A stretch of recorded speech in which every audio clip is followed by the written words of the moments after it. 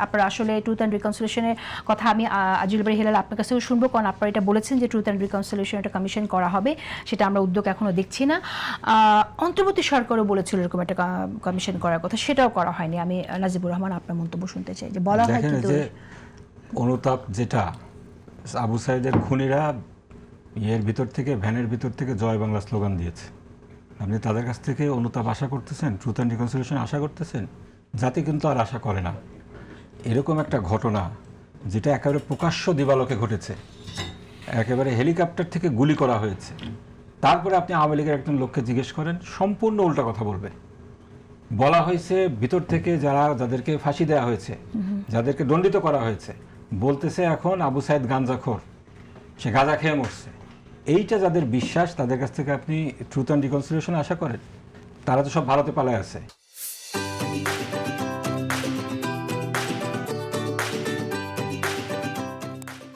এখন আপনার বাস্তবতাও দেখতে হবে। ট্রুথ অ্যান্ড রিকনসিলিয়েশনের বিরোধী আমরাও না, কিন্তু আসলে আওয়ামী লীগের একটুও কি কোনো নেতাকর্মীদের কাছ থেকে আমরা এ ধরনের কোনো হিন্টস পেয়েছি যারা এ ধরনের ট্রুথ অ্যান্ড রিকনসিলিয়েশন চান?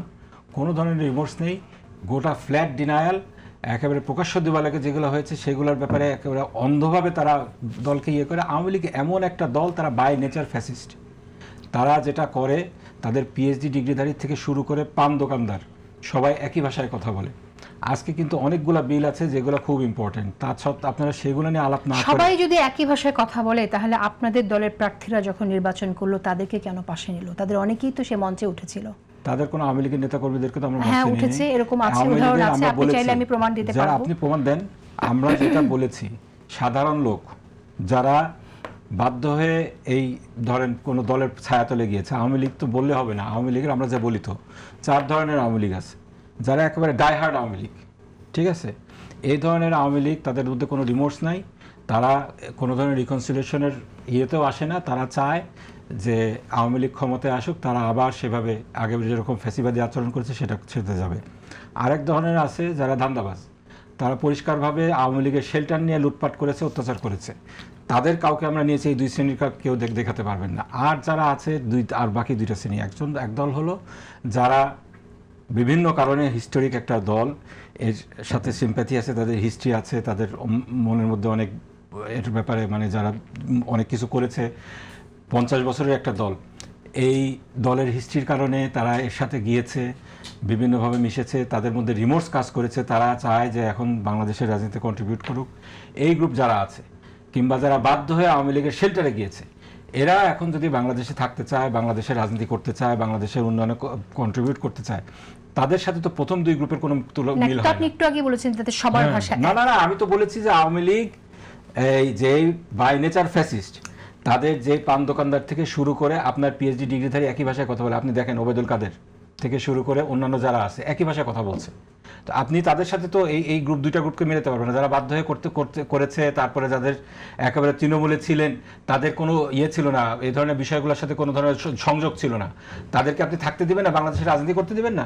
তাদেরকে তো আপনি দিবেনই, কিন্তু আওয়ামী লীগ কেন তাদেরকে করতে হবে? আওয়ামী লীগ যখন তাদেরকে প্রুফ করে ফেলেছে বাই নেচার তারা ফ্যাসিস্ট দল, যে সেই সময় যারা আপনার জার্মানির হিস্ট্রি দেখেন এবং মুসলিনের যে ফ্যাসিস্ট দল ছিল তার সেই হিস্ট্রি দেখেন, সেই সময় তো এটা জাতীয় দলে পরিণত হয়েছিল। সেই জাতীয় দলের নেতৃবৃন্দ যারা ছিল, যারা অপরাধের সাথে জড়িত ছিল, দল সহ তাদেরকে নিষিদ্ধ করা হয়েছে। তাই বলে আওয়ামী লীগের কি বলে ফ্যাসিস্ট দলগুলা, নাৎসি পার্টির এর প্রত্যেকে একেবারে যারা এই তৃণমূল পর্যায়ে ছিল, তাদেরকে ধরে ধরে তো ফাঁসি দেওয়া হয়নি। আপনি দল নিষিদ্ধ করবেন, এটা ফ্যাক্ট, বিকজ দল হিসেবে তারা ফ্যাসিবাদী আচরণ করেছে। এই ফ্যাসিবাদের সাথে যারা জড়িত ছিল তাদের সকলকে আপনি বিচার করবেন, এটাও ফ্যাক্ট, এটা করতে হবে আপনাকে। কিন্তু যারা সাধারণ লোক, যারা কোনো অপরাধের সাথে জড়িত ছিল না, তাদেরকে শুধুমাত্র আওয়ামী লীগ করার কারণে তাদেরকে আপনি অপরাধ জামাতের আমি সাধারণ ক্ষমা ঘোষণা করেছিল, আপনার চার গ্রুপের কাদের জন্য বলেছেন? সেকেন্ডারি গ্রুপ, যাদের অপরাধের সাথে কোনো যারা অপরাধের সাথে কোনোভাবে জড়িত ছিল না, যারা বাংলাদেশের বাস্তবতা মেনে, 24শে জুলাইয়ের বাস্তবতা মেনে বাংলাদেশে পজিটিভলি কন্ট্রিবিউট করতে চায়, তাদের ব্যাপারে আমরা বলেছি। যারা কোনো অপরাধী করলো না তাদের জন্য সাধারণ ক্ষমা ঘোষণা করতে হবে কেন? সাধারণ ক্ষমা কেন লাগবে? সাধারণ ক্ষমার কথা উনি মুখে উচ্চারণ করেন নাই। উনি যেটা বলেছেন যে আমাদের কারো ব্যক্তির প্রতি কোনো ক্ষোভ নেই, ব্যক্তি হিসাবে কেউ যদি বাংলাদেশে পজিটিভলি কন্ট্রিবিউট করতে চায় তাকে সেই সুযোগ দেওয়া উচিত, দেওয়া হবে। এখানে সাধারণ ক্ষমা উনি কি রাষ্ট্রপতি ছিলেন নাকি? উনি সাধারণ না, ক্ষমা উনি ঘোষণা করবেন? বলেছিলেন একদম কি শুরুর বলেছেন দিকে আপনি প্যারাফ্রেজ বলেছিলেন করেন পারলে?